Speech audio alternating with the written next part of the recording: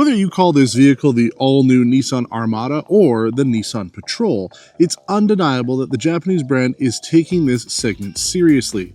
This, my friends, is the 2025 Nissan Armada Platinum Reserve. And 2025 is shaping up to be the year of the full-size SUV, as most of the vehicles in this segment have gotten some sort of facelift or complete update for this model year, including the Armada. Today we're going to be talking about everything that's new with this vehicle, the reasons why you might want to be considering it, as well as comparing it to the new 2025 Ford Expedition that I spent a couple of days up in Muskoka testing. So we're going to be going in depth with this vehicle starting right now on the Armada Platinum Reserve. Under the hood, we find actually a lot of mud. Unfortunately, whoever had this vehicle last or within the last couple weeks decided to do some pretty hardcore off-roading, got the interior of the engine bay covered in mud, and now it's pretty much baked into the plastic. So my apologies that it looks bad, but powering this Armada is the new and first ever in an Armada twin-turbo V6 engine, producing 425 horsepower, 516 pound-feet of torque. It's connected to a ZF 9-speed automatic transmission, and if you know anything about ZF transmissions, they are some of the best, if not the best transmissions you could buy on the market today. Our vehicle comes exclusively 4-wheel drive, but you do have the option for 2-wheel drive in the US, and the Armada has a maximum tow rating of 8,500 pounds. Now, our Platinum Reserve also comes with the brake controller, as well as the new trailer blind spot monitoring system. So if you are going camping, to the cottage, things like that, you need to put some sort of trailer on the back of this. You have better control than you did on the previous generation. Now let's talk pricing for a minute, because that's something that the previous generation Armada owners have complained about when it comes to this 2025. The price has gone up by quite a bit. There's a couple reasons for that. Number one, there are fewer trims. The SL is the entry level here in Canada, starting at $84,998. If you go with the SV, the lower trim, that's in the States, you have the option for 2-wheel drive and 4-wheel drive. That starts at $57,000 for the 4-wheel drive model. Now, we also have the new Pro 4X. That is the off-road trim for the Armada. We've seen that on other vehicles like the Titan and Frontier. You now have that option here on the Armada. Pricing is pretty similar overall, which, when it comes to this Platinum Reserve with captain's chairs, you're looking at about $108,000 Canadian or $84,900 in the US. Pretty pricey, but when you compare it to the other full-size body-on-frame pickup truck-based SUVs on the market, like the Ford Expedition, Jeep Wagoneer, Chevrolet Tahoe, GMC Yukon, and the Toyota Sequoia, they are pretty much all in line. Now, some of them have a lower base model because they have lower trim options, but even something like the Toyota Sequoia has a higher entry-level price point because, again, they don't have as many trims as some of the domestic competition. And another thing to note, when it comes to the Japanese, they don't have a long wheelbase option. So if you do need extra cargo space, you're going to have to go with one of the big three Americans. I mentioned 2025 is a full model update for this vehicle, which means the entire exterior has been reimagined. Up front, we have full LED lighting, and you can see the daytime running lights have sort of like a double C shape. They blend into the chrome trim that runs along the front grille of the vehicle. I like it quite a bit. It looks pretty cool. We have a very bold front end, very masculine, very squared off. Kind of aggressive, but not too over the top. We do have fog lights on this. I know a lot of people ask about it. We also get 360-degree cameras on this, parking sensors front and back, and if you're curious, this is the deep ocean blue paint. As we look at the side profile of the Armada, you can see it really does look like a large fridge, but that's not a bad thing. I think it looks great. I love big, bulky SUVs. As a big guy, they just make sense for somebody like me. Now, we do have 22-inch rims on here. There is the 20-inch rims, depending on which trim you go with, but these definitely look cool. We have 4-door keyless entry on this vehicle. We should expect that. There shouldn't be any vehicle in this size segment that doesn't have the ability to unlock all the doors from all the doors. I like that. And then we also have fixed running boards. So one of the things that you'll notice between some of the competition is they'll have a power deploying running board. This one for me works great. It's a good height. I don't have to worry about it. Cleaning it out was actually pretty easy, so no worries there. And it's one less thing that you have to worry about braking. I can't tell you the amount of times I'll see domestic full-size SUVs driving down the highway with their running boards deployed because they've broken. Now, out back, the Armada continues that bold and expressive design. I love these LED taillights. They run the full width. You've got the running bar that goes right across. No illuminated grille, nothing like that. No badging that lights up. We're keeping it kind of simple, but I like it. We want to have it classy and elegant without going over the top. So good job, Nissan. I love the design of it. Now, we do have a kick sensor to be able to open up the lift gate. One thing to note is it's a single fixed lift gate. Some of the vehicles in this segment have a opening glass portion, which is fine. And then the new Ford Expedition actually has a split tailgate, very similar to Range Rovers or the BMW X5 and X7, where this lower portion here will open from the bottom, giving you not only a little bit of a lip to keep your things in the back of the vehicle, but also if you wanted to sit on the back of it, it can hold up to 500 pounds. Plus it's got like a little chair system in there. So I think that's really cool. This though, pretty traditional. It's just a trunk opens up. You do have good amount of space back here for a full-size, non-long wheelbase vehicle. You can fold the third row seats back with the push of a button. You can also raise and lower the height of the vehicle, as this does have an air suspension system. So you can push the button there, and then you can also fold the second row seats out of the way. So if you're putting some large cargo in here, you've got the capability to do so. And for the most part, it has worked out fine for me. I have had no issues with the overall size and capacity that this vehicle has to offer. Now, one last thing I'll note, again, about the Expedition, just because I just drove it, in the third row, this is now a 20-40-40 split. Rear seat, giving you the ability to fold the third seat here in the middle flat independently. So that way, if you do have captain's chairs or you do have an 8-passenger setup, you can also fold that middle row second seat in the middle, and you can put long items into that vehicle. So some of the small changes that are being made, usually we find in this segment that they are pretty competitive. So if it's a feature that people are going to want and like, then a brand like Nissan might adopt that as well. But anyway, let's hop in now. I'll talk to you about the interior because there's quite a bit to go over as well. All right, let's talk about the first row. This is the most important, especially if you're the driver. You want to know everything going here. We have dual 14.3-inch screens, one for the infotainment, one for your driver cluster. It's one of the better systems now on the market. Nissan used to be pretty much in last place for infotainment, but this works pretty well. I only had one problem. This morning on the way here, the volume control was playing sound out of like the speakers that you would be using if you're on a phone call. So the music was at that, I guess, a fixed level. And then the rest of the speakers, you could change the volume. So a little hiccup there, but everything else has worked out great. Wireless Apple CarPlay, Android Auto, no problems. We have built-in Google, so you don't have to necessarily use that. I just signed into my Google account, use the maps built in. And we've got a lot of good features on this, like 64 color ambient lighting, which is always a nice thing. We mentioned the 360-degree cameras. They're really good resolution, as well as having the invisible hood. We've seen that on vehicles like Toyota, where the vehicle will use, I wouldn't say AI, but it'll stitch together the video as you've drove over something to give you an idea of what was underneath the hood and give you a little bit better, clear view of the vehicle in front and whatever's going on there. So I like that quite a bit. But I think the real big feature of this vehicle is the built-in 3-channel dash cam. There's a camera inside the cabin, one facing forward, and then one of the rear cameras is being used all the time to record the vehicle as it's driving along. Why I like this, A, you don't have to fiddle around with your own equipment, but B, because it's tied into the vehicle, you'll see on my B-roll, as you're reviewing the footage, it'll tell you if you were in drive or park or which gear you were in, if your signals were on, if you were accelerating, your foot was on the gas or on the brake, the hazards were on or off. Like a lot of good detail on top of the speed. So if you are in a situation that you need a reliable witness to whatever happened, not only do you have that camera footage, but you've got extra telemetry. You don't get that data with other dash cam systems because they're not tied into the vehicle. And even when we look at vehicles like BMW, Mercedes that have these features built into some of their vehicles, depending on how you option it, I haven't seen that level of detail before. So awesome job, Nissan. This is great. I like seeing this, and this, as far as I know, is a segment first, if not one of the first vehicles in the consumer segment that has good built-in dash cams.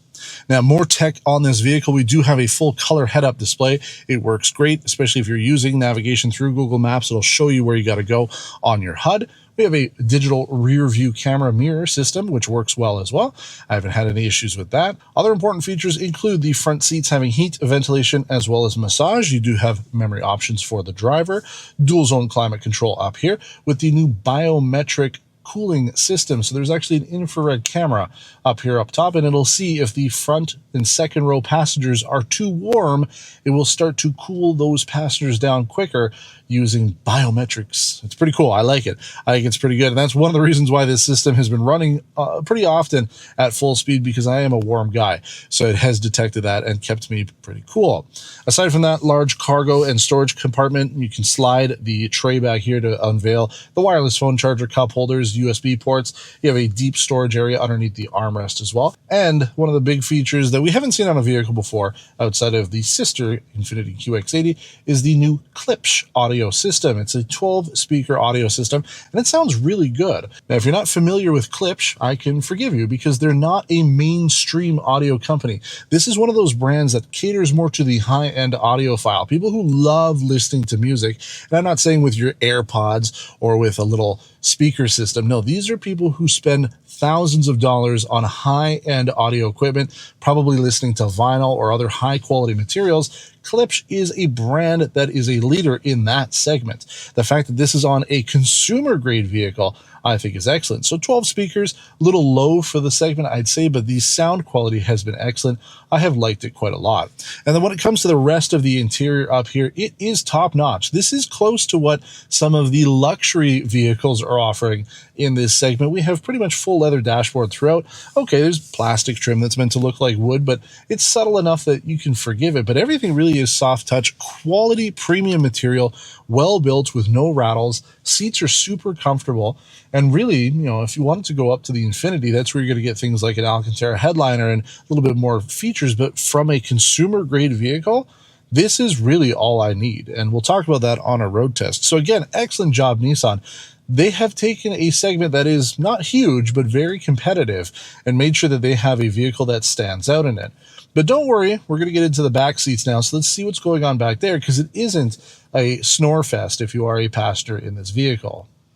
All right, let's talk about these second row seats back here. First off, quality of the material is just as good as it does up front. I am pretty much as comfortable as I was in the driver's seat. We have armrests that come down. The seats can slide up as well as recline. And then there is a cup holder here just off center. It's actually closer to the right side passenger, giving you your cup holders, USB ports, and whatnot. I like that quite a bit because then you have a space to actually be able to walk through should you keep the seats in position. You've got people that need to get into the third row, so you don't necessarily need to move the seats out of the way. But then it just kind of gives this passenger, who might be the main passenger in this vehicle, a little bit better, you know, management to be able to get to their stuff. Now we do have the HVAC controls back here. Again, it's got its own climate control with that biometric cooling system. We'll be able to detect if anybody's too warm. Heated seats only. I wouldn't say it's necessarily a miss because, again, this is a consumer segment vehicle, but it would have been nice since there is a button to at least have an option to be able to add ventilation back here. It would have been nice. Now, Nissan says that there are 8 cup holders and 4 bottle holders throughout this entire vehicle. So it's nothing crazy like the Subaru Ascent that has like 17 of them. But overall, for a full-size SUV, I think that that is plenty. And then when it comes to moving these seats out of the way, it's pretty easy to get into the back seat. You know, they will slide and move out of the way pretty easily for you. And then since the doors are actually quite large for a non-long wheelbase full-size SUV, it's quite a bit easier to get into the back. Now, I won't show you how easy that is. I'm not going to make you suffer as I do, but I will show you the third row right now. All right, I promised you I would be in the third row. Here I am. For everybody who watched the Alpina XP7 video and complained, here you go. I hope you're happy. I am now in the back row of this vehicle. Keep in mind, I'm big. You can tell that you don't need measurements for, but I am 6 foot tall. Now, I always say that you got to add a little bit extra because I am bigger. I don't quite fit back here. I'm slouched a little bit than I should be. However, you do have the ability to recline the seats. So I can actually push it back like, I don't know, 10, 15 degrees. And this is actually really nice. So, you know, if you're not as big as me, when you feel a little bit more comfortable, but you want to relax a little bit back here, it works out really well. And then you can push the seat forward, sort of back to the position it was in. You're good to go. So good stuff back there. I have a couple of reading lights, and then there are vents here, and one's blowing right in my face, which is perfect because I am warm. A couple cup holders, as well as a USB charger. I'll just pop over the top there. You've got USB-C. So overall, I mean, you can't ask for too much more from a consumer-grade vehicle. Would I want to be sitting back here? Never. But if you're a smaller person, whether you're a kid or a smaller adult, this isn't the worst place you could be. Now, let's take it on the road, and I'll tell you everything else you need to know about the new 2025 Nissan Armada. All right, so we're on the road now in the Armada, or the Patrol, depending on where you live. It's interesting that here in the interior, along the cup holder section, a little bit of trim. It says since 1951, and if you're driving this and you think, well, geez, I don't remember having a Nissan Armada back in the 50s, that's because it was a Patrol, and it wasn't until really the last couple decades that we got the Armada. They never really sold the Patrol here, but the Patrol has much more meaning internationally. I always kind of wish that they would call it that. I like that name a little bit more than the Armada, but whatever.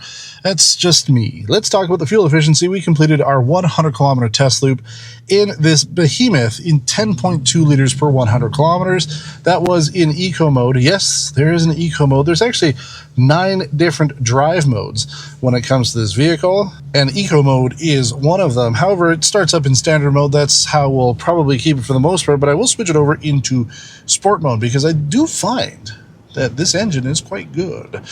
Nissan says that they've improved, obviously, the overall power numbers over the outgoing V8, so you have more horsepower, more torque with this new twin-turbo setup, and especially since I just drove the Expedition, I can tell you that there is a bit of a similarity in terms of the overall feel. Now, depending on which version of the Expedition you go with, you will get the high output version of that engine. That definitely has power. I'm not saying that the regular one or this doesn't, but there is a pretty noticeable difference. So if you're out in this vehicle, you'll still find that you have plenty of get up and go. For example, here, there we go. Oh, just needed to find the right gear, but hey, we're good to go. So overall efficiency is pretty good. I don't have anything to compare it to. We haven't done any non-luxury full-size SUVs since moving out this way. The only thing I've done was the Grand Wagoneer. We did the Navigator and the Escalade. None of those are going to compare to this, but 10.2 ain't bad at all. So overall drive and ride, this has been a fantastic week. I have been thoroughly impressed with the suspension on this vehicle. In fact, it rode, I'd say, a little bit better than the new Expedition does, and Ford says that they really spent time re-engineering the suspension, especially the front suspension, in order to make the vehicle more comfortable based on consumer feedback. But this thing rides extremely well. Now, it helps having that air suspension, but it's just lovely. I mean, that's the best way to describe it. You really don't feel the bumps. Taking it into corners too, handling has been great for a big fridge. I've been impressed. So I like it quite a bit. I think one complaint when it comes to the air suspension is there's really no control over it. You have a button for auto, and it's always an auto. So, like, why do you have a button when it's always in that mode? Like, I guess if you put it into a rock crawl mode, it'll raise the suspension up, but in some cases, it's dropped the suspension down when I've parked, which is good, easy exit in entry, but it doesn't do that all the time. And it doesn't seem to matter which mode because I haven't played with the modes since driving this originally, so I don't know. The air suspension, I wish there was a little bit more control like you do see on some of the other vehicles. Some of the higher end vehicles especially, you can drop it, but just having like a parking mode that's easily accessible, I think would be good. But aside from that though, I've had no complaints with the suspension, even the powertrain. Look at that. No issues whatsoever, up to speed and pretty efficient, so good stuff there. Now, I would be a terrible human being not to talk about one of the other important features when it comes to the new Nissan Armada. This is using the most recent version of Nissan's ProPILOT Assist, where the actual ProPILOT portion finally comes into play. Up until now, it's really just been blind spot monitoring, lane keep assist, and forward collision warning. But now we do have semi-autonomous driving. There's a little driver attention camera just at the top of the steering wheel, and we do have sensors and everything all over the vehicle, as well as HD maps that let the vehicle know when and where it can do the driving for you. Now, is the system perfect? Not really. I drove home from Mississauga here to St. Thomas on the 401. It was raining, so, you know, most of those systems, Super Cruise, things like that, they don't work when there's rain out, so I wasn't expecting too much. So I didn't have too much of a time to try it out.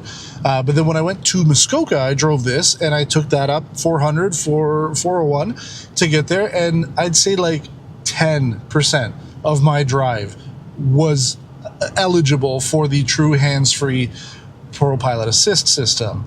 It's not perfect, but they're working on it. So there is hope and potential for a better system, but it worked well. And one of the things I actually really liked about it is the babysitting, right? The driver attention camera is a little bit more forgiving. With something like Blue Cruise from Ford, if I take my cup and I drink my coffee, it's screaming at me. And there's times that system is screaming at you for no reason. I'm looking straight ahead. I even take my glasses off and stare ahead with my eyes as open as possible because it says I'm not paying attention. Super Cruise is a little bit better, not quite as, false positives, but this has been good. I can take a good swig of coffee and put it back and it's happy, but it still knows when I'm not paying attention, so I've had no issues with it. It's just the system doesn't engage very often. And you'll tell there's like a little steering wheel button here. It looks like a lane change. When that shows up on your HUD or on your driver cluster, that's when you know the system's kind of ready, and it'll also show you the lanes. Regular ProPILOT Assist is essentially just like a regular center lane. Once you have the assist system, it's able to start detecting all the vehicles, showing you everything in real time on the gauge cluster, and it's pretty cool. And it's worked out really well. Now, again, it's still kind of in its infant stages. So yes, the vehicle will drive for you. It'll go ahead and it'll get you, in the lane and keep you safe. As long as you're paying attention, you're ready to take over whatever it needs to. However, it doesn't do lane changing. It will tell you when it thinks you should lane change. However, the logic isn't as good as it has been on some of the competitors like GM Super Cruise or Ford's Blue Cruise, because I'll be driving along, I'll be in the fast lane, so it knows, okay, you should move back over, but I can see that there's a slow vehicle up ahead, but it's already telling me, yeah, you should get back over. So if you do, you go over, and then immediately it's going to tell you to go back into the fast lane. So it isn't looking as far ahead or as far behind as some of the competition. And then the other thing too is it doesn't do the lane changing for you. It will, but you have to have your hands on the wheel. So let's say you're driving along, it tells you do a lane change, you click the turn signal, it will tell you to put your hands back on the wheel. It'll move you over while you're kind of guiding it, and then it'll re-engage once it's available too. So again, infant stages, it's getting there. I hope Nissan continues to improve it, because like I said, without the hardcore babysitting on it, it's actually pretty good. It allows me to live my life the way that I usually do, which is, again, I got my coffee or bottle of water, I want to drink it without being pestered all the time. So good stuff. So we'll see. Hopefully with more updates and more revisions and more testing on it, it'll get better. But whatever the problem really is, just keep saying that the HD maps need to be updated. They're under maintenance. So constantly switching the system back into the regular drive mode. But it's good so far. I'm impressed, and I'm hoping that it will continue to improve as time goes on. Now, where are there little issues? It's almost like the engineers and the designers at Nissan set out to make the perfect full-size SUV. They said, hey, let's make this thing look beautiful. Let's put a good, solid, fuel-efficient engine. Let's make sure we put a quality transmission. Let's give them the interior that you deserve at $100,000. And then let's ruin it with return-to-center turn stocks. What does that mean? Watch. You'll see on the B-roll, but there's like a small click. That's your 3-button flash, but then the large click still returns it to center. Now my turn signal's on. So if you click it again, it does nothing. You have to click it the opposite direction in order to cancel a mistaken turn signal. But what happens if you put on your left turn signal, you're like, oh, I'm not turning, and you accidentally click it too hard. Now your right turn signal's on. Now you got to click it again. Why? Why, Nissan? This is the only Nissan I have driven. Only Infiniti. I haven't driven any other vehicles that they make that have this stupid return to center turn signal stock. Why did you put it in here? Victor talked about this a few months ago when it came to the Subaru BRZ. It had it. It's stupid. BMW used to do it. It's stupid. They don't do it anymore. Why? Why? I mean, it could have been perfection. We were this close to perfection, and then you ruined it with that. So I will die on that hill when it comes to stupidity, because the rest of the vehicle is so good. In fact, I have been thinking about what my life would be like if I had this vehicle, because it really has ticked off all the boxes for me, especially when it comes to a full-size SUV. Like, okay, the split tailgate on the new Expedition is cool. I like that. When it comes to the other vehicles in the segment, they're all pretty much the same. That's really the only standout feature now in the competition. But there are features on this that I just would prefer and have, i.e., the digital rear view mirror. It's great, especially if you're putting 6 to 8 people in this vehicle. You want to be able to see right through them out to the back, and it's actually inside the rear glass. So if it gets dirty, which it won't, if it's covered in snow and stuff, it's because the outside glass. You just wipe it away, you're good to go. And then the dash cam too. I mean, I use a dash cam in my day-to-day life. When I swap in between the press cars, I've got a forward-facing single-channel dash cam. I didn't need to use it this week, which is great. I can just use the built-in system here. It's super easy to get access to. And unlike some of the other systems that are like, well, we'll only record if there's like an incident and blah, blah, blah. No. This system is effectively recording all the time. It'll let you know if there's been an incident, and it'll put it into a separate folder, and then it's got basically the real-time running footage on the other folder. Then you can take photos and whatnot. It's really good. So infotainment is great. Interior comfort, space, drive, ride, everything. There's very little to complain about. Really, the only things to complain about other than turn stock is like the second and third rows. They do feel a little tighter. In terms of overall headroom compared to the competition, there isn't quite as much space. So if you're putting big adults in this vehicle, I think you'll be a little disappointed. But for the most part, this will work. If you've got a family, we've got 3. Myself, my wife, my daughter, it's all we need. We have this space in this if we ever needed it. If we have family members come by and we just want to take one vehicle, you have the option to do so with the Armada. So really, it is a fantastic family vehicle. And yeah, comparing this directly with the Expedition that I just spent some time with, for me, it's a no-brainer. This every single time. Put a split tailgate and we're really in business. But this has been an impressive vehicle. And, you know, there's been a lot of negative talk about Nissan over the last 6 months, right? What's the future hold for them? But this, on top of the new Murano that we just drove, this is showing us what the future of Nissan has to offer.